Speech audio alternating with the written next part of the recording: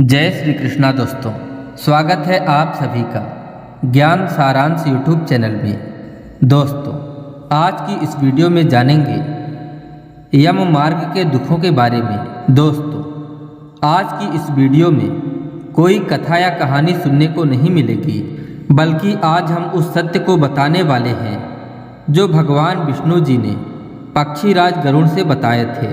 तो आज की इस वीडियो को अंत तक जरूर देखिएगा, क्योंकि यह कोई बनावटी बातें नहीं है। इस जानकारी को गरुड़ महापुराण के उत्तरखंड से लिया गया है। दोस्तों, एक बार पक्षीराज गरुड़ जी भगवान विष्णु से कहते हैं कि हे प्रभु, मैं आपसे भयंकर यम मार्ग का वर्णन सुनना चाहता हूँ। आप पापियों की दुर्गति और यम मार्ग के उन दुखों का वर्णन करें जिन्हें वे पापी भोगते हैं। तब भगवान विष्णु कहते हैं, हे पक्षीराज, सुनो, जो मनुष्य पाप कर्मरत, दया और धर्म से रहित तथा दुष्टों की संगत में पड़े हुए हैं और वे वेद पुराण तथा शास्त्रों के ज्ञान से वंचित हैं, जो अपने आप को अपने मन से ही प्रतिष्ठित समझते हैं, जो अभिमानी हैं, राक्षसों जैसा भाव रखते हैं और दैवी संपदा से रहित हैं, जिनका मन अनेकों विषयों में आसक्त होने से भ्रमित रहता है, जो मोह माया के जाल में फंसे हुए हैं, वे अपवित्र नरक में गिरते हैं। विवेकशील मनुष्य परम गति प्राप्त करते हैं, परंतु पापी मनुष्य दुख भोगते हुए यमलोक में जाते हैं। पूर्व जन्म में किए हुए पुण्य कर्म तथा पाप कर्म का फल भोगने के पश्चात पापी मनुष्य को उसके इस जन्म के दुष्कर्म के फलस्वरूप कई रोग उत्पन्न हो जाते हैं।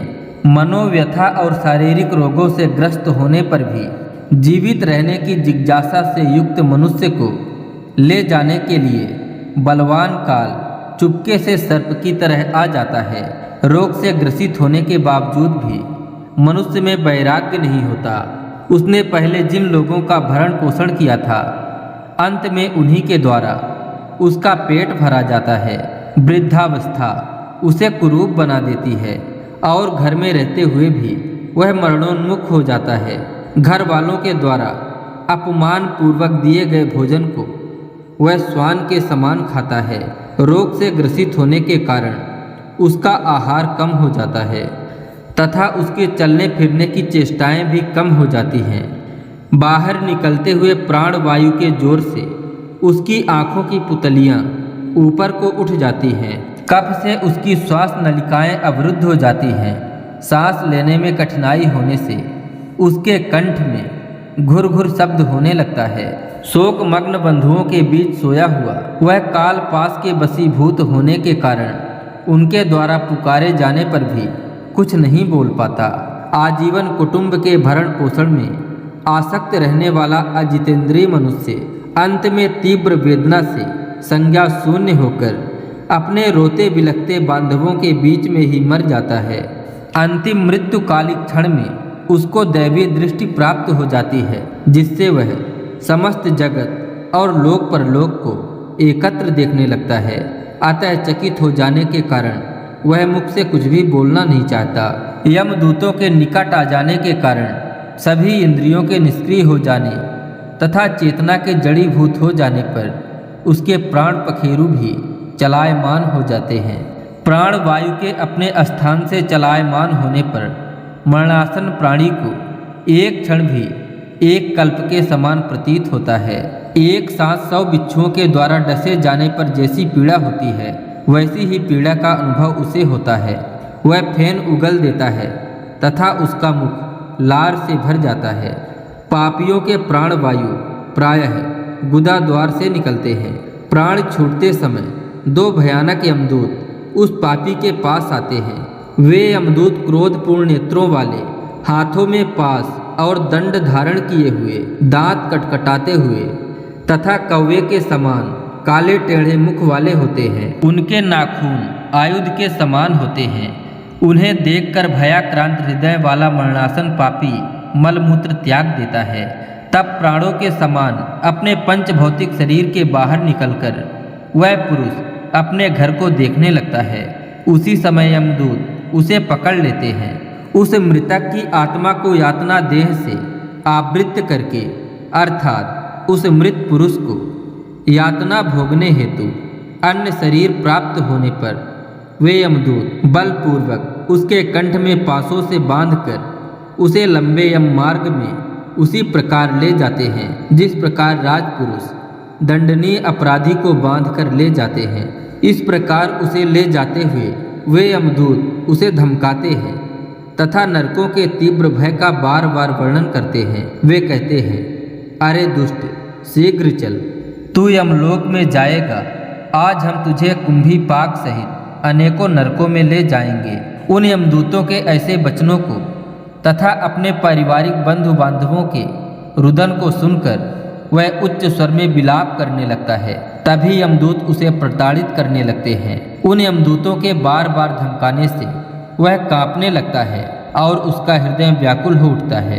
मार्ग में उसे कुत्ते नोचते खाते हैं। इस प्रकार वह दुखों और कष्टों को झेलता हुआ तथा अपने पापों को याद करता हुआ मार्ग में चलता है।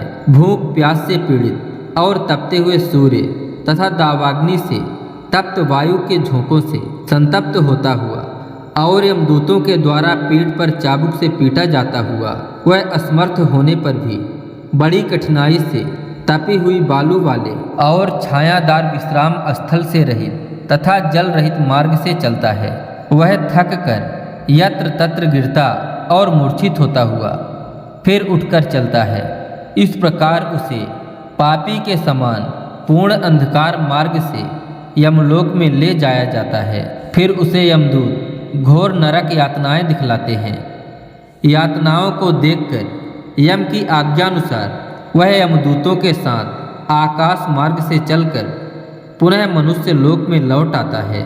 वह अपने घर आकर सांसारिक वासना अर्थात गृह कुटुंब आदि के मोह से बंधा होने के कारण पुनः अपने उसी शरीर में प्रविष्ट होने की इच्छा करता है, किंतु यमदूतों के द्वारा पासों में बंधे रहने के कारण वह विवश रहता है और भूख प्यास से पीड़ित रहने के कारण वह रोता रहता है। उस समय वह पुत्र या अन्य अंत्येष्टिकर्ता द्वारा प्रदत्त पिंड तथा मृत्यु काल में प्रदत्त दान का भोग करता है, परंतु पापी को उससे तृप्ति नहीं होती। श्राद्धकर्ता द्वारा प्रदत्त दान तथा जल अंजलि से पापियों को तृप्ति नहीं प्राप्त होती, अतः पिंड दान का भोग करने पर भी वे क्षुधाकुल रहते हैं।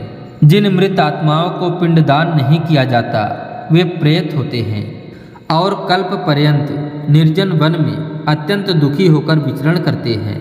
कर्म का दुष्ट फल जब तक भोगा नहीं जाता तब तक वह करोड़ों वर्षों तक भी समाप्त नहीं होता।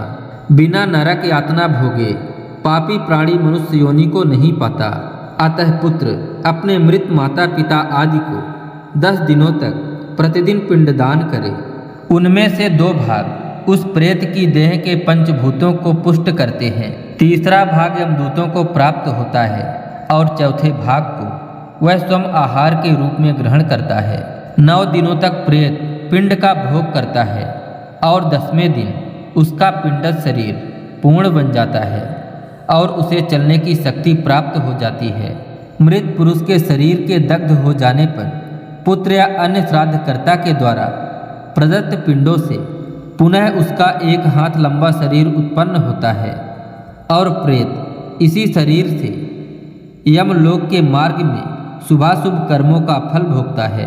प्रथम दिन दिए गए पिंड से उसका सिर बनता है, दूसरे दिन के पिंड से गर्दन और कंधे बनते हैं, तीसरे दिन के पिंड से उसका हृदय बनता है, चौथे दिन के पिंड से पीठ और 5वें दिन के पिंड से नाभि, 6ठे दिन के पिंड से कमर और जननेंद्रिय तथा 7वें दिन के पिंड से दोनों जांघें बनती हैं, 8वें दिन के पिंड से घुटने तथा 9वें दिन के पिंड से पैर बनते हैं। इस प्रकार पूर्णतः निष्पन्न शरीर में 10वें दिन के पिंड से भूख प्यास जागृत होती है। जिस प्रकार गर्भ में शिशु का शरीर 10वें मास में पूर्ण हो जाता है, उसी प्रकार 10 दिन तक पिंडदान से मृतक का सूक्ष्म शरीर पूर्ण हो जाता है।